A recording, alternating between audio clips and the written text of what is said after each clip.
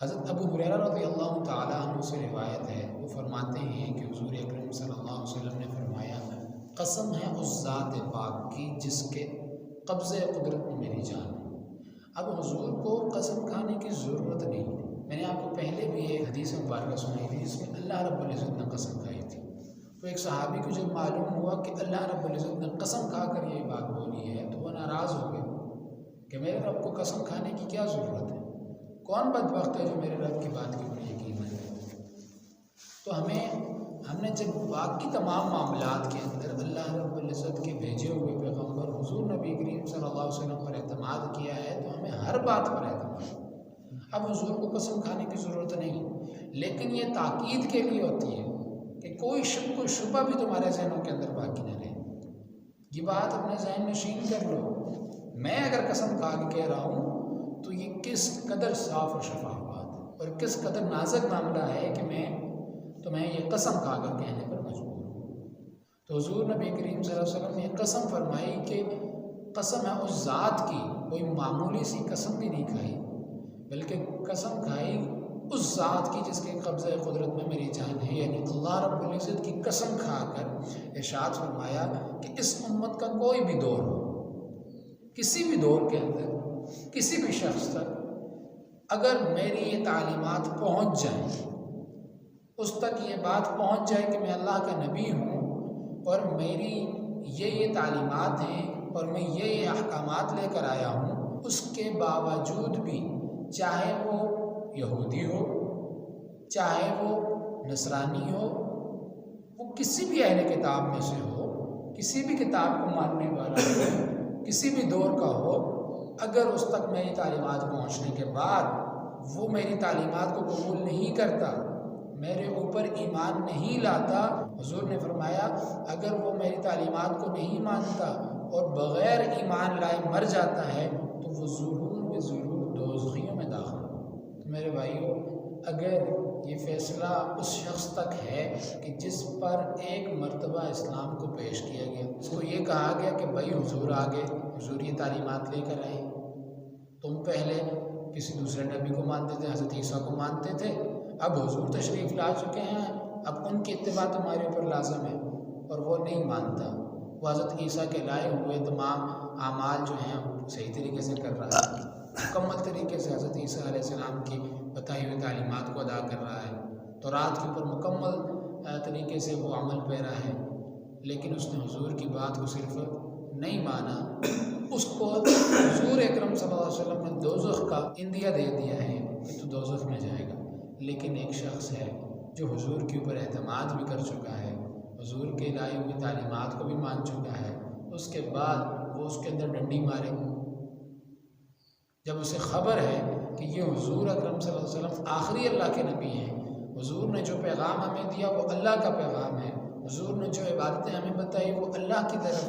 راغب کرنے والی ہیں، جو ہمیں کام بتائے وہ اللہ رب العزت کی طرف سے حضور کو ملے ہیں، یہ سارا کچھ جاننے کے بعد، اعتماد کرنے کے بعد، یقین کرنے کے بعد، اس کے بعد وہ اس عبادتوں کے اندر، نمازوں کے اندر، روزے کے اندر، زکوٰۃ کے اندر ڈنڈی مارے، تو آپ کو کیا لگتا ہے کہ اللہ تعالیٰ معاف فرما دیں گے؟ اگر اللہ کا فضل ہو جائے وہ الگ بات ہے، نہیں تو وہ کہاں جائے گا جی؟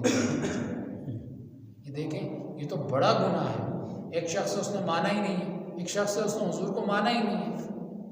تو کل اس کا سیدھا حشر ہو جائے گا کہ یہ کافروں میں۔ لیکن ایک شخص ہے اس نے مکمل اعتماد دلایا، بار بار اللہ تعالیٰ سے وعدے کر رہے جی یا اللہ تو اکیلا ہی مالک ہے، تو اکیلا ہی رازق ہے،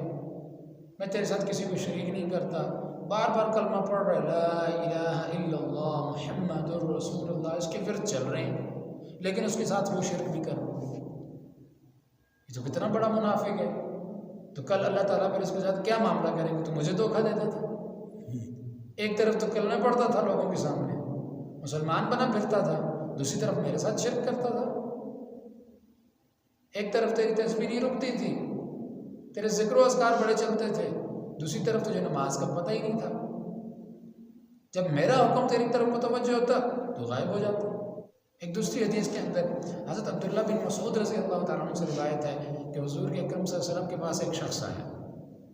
آ کر کہنے لگا کہ یا رسول اللہ صلی اللہ علیہ وسلم، ایک شخص ہے نصرانی ہے، اور وہ حضرت عیسیٰ علیہ السلام کی کتاب تورات کے اوپر صحیح طریقے سے عمل کرتا ہے، اس کے تمام تر لوازمات کو پورا کرتا ہے، ساری عبادتیں وہ کرتا ہے، لیکن وہ آپ کو اللہ رب العزت کو بھی مانتا ہے، آپ کو بھی مانتا ہے کہ آپ اللہ رب العزت کے رسول ہیں، آخری نبی ہیں، لیکن آپ کے اوپر ایمان نہیں لاتا۔ مانتا ہے آپ کو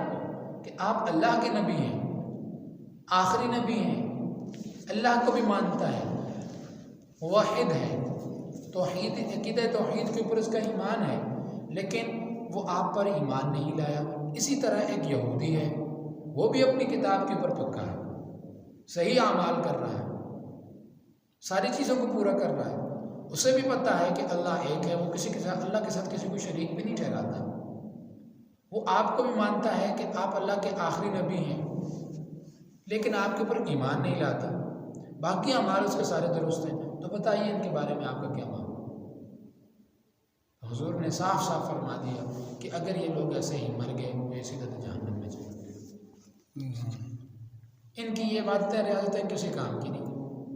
کوئی ان کو کام نہیں دیں گی۔ تو میرے بھائیوں، جن لوگوں تک پہنچا پیغام انہوں نے مان لیا، ان کے اوپر تو ذمہ داری بڑھ گئی، جنہوں نے نہیں مانا ان کے ساتھ تو اس لیے زیادہ معاملہ ہے، اور جن کی ذمہ داری بڑھ جاتی ہے تو ان کے ساتھ حساب کتاب بھی سخت ہوتے ہیں، ان کے ساتھ معاملات بھی سخت ہوتے ہیں، لیکن ان کے ساتھ لاڈ پیار بھی بڑا ہوتا ہے۔ جب انسان کسی کو بڑا ہی فرما بردار ہو جائے تو اس کی کئی غلطیاں وہ معاف کر دیتے ہیں۔ اب دیکھتے ہیں والدین کہ ہماری اولاد ہے، ماشاءاللہ ہماری ہر بات مانتی ہے، ہر بات مانتی ہے، تو پھر اگر کسی دن اولاد سے کوئی غلطی ہو جائے درگزر کر دیتے ہیں، معاف کر دیتے ہیں، چلو فرما بردار بچے، معافی ہو، دیکھا چشم پوشی کر لی، ایسے اولاد کو لگا جیسے دیکھا ہی نہیں۔ کسی دن بہت بڑی غلطی کر دی، اس کے اوپر بھی عذاب یا سزا نہیں دیتے، بلکہ بٹھا کے سمجھاتے ہیں کہ یار ہمارا بیٹا ایسا تو نہیں، چلو غلطی ہوگی، بھول گیا،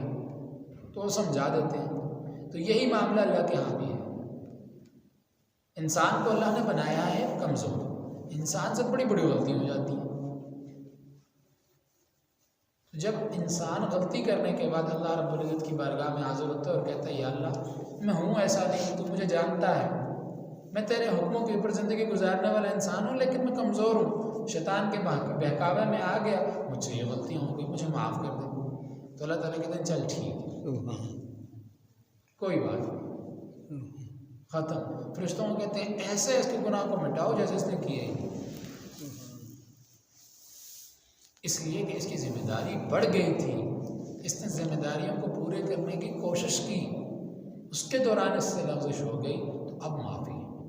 لیکن اس کی جیسے ذمہ داریاں بڑھی اور اس نے یہ غافل ہو گیا تو اب اس کے لیے کوئی معافی نہیں کہ بھائی تم نے ہمارے پاس رجسٹریشن کروائی ہے کہ تم مسلمان ہو اور حضور کا کلمہ لے کر دنیا میں جاؤ گے، اپنے اعمال کو درست کرو گے، اور اس کے بعد بھی ہمارے پاس رجسٹریشن مسلمانوں کی کروا کے کام تم سارے کافروں کے کرتے ہو، نام مسلمانوں کو لگا کے کام سارے کافروں والے ہوتے ہیں تمہارے، تو پھر منافق کے لیے بڑی سزا ہے، بہت بڑی سزا۔ اللہ تعالی ہم سب کو اس دن کی رسوائی سے بچائے۔